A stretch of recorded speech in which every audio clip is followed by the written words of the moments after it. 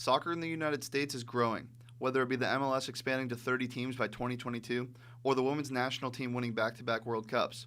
But for the women, there's a bigger goal in mind. Firing for the back post, and it's another one for Arizona State! The U.S. women's national team may be ahead of the competition talent-wise, but in terms of equity, U.S. women are now behind. Brazil and England are the most recent out of 5 countries to announce equal pay for men and women in soccer.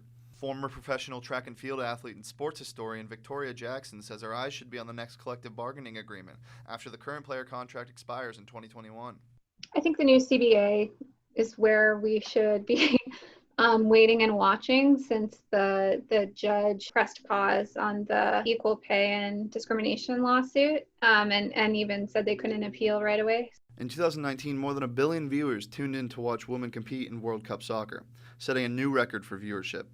Even when the women's games are broadcast to a wider audience, the stigma of women's soccer still shows. Karen Bardsley of Manchester City recalls differences in how broadcasters covered the match she played right before Arsenal and Liverpool's men's clubs faced off in August.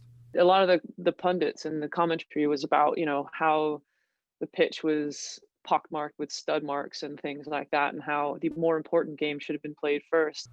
Beyond cultural stigma, the U.S. women's national team suffered a legal setback in May when a judge ruled against their class action lawsuit claiming unequal pay and gender-based discrimination by the United States Soccer Federation. Moving forward, experts say sports culture and contracts will need to shift. There should be a culture and a philosophical position of equal support. And we saw this with the WNBA's new CBA, that there had been a dramatic step up in what WNBA players would now get with their kind of historic CBA that was negotiated in the early spring of this year. In Los Angeles, Shane Diefenbach, Cronkite News.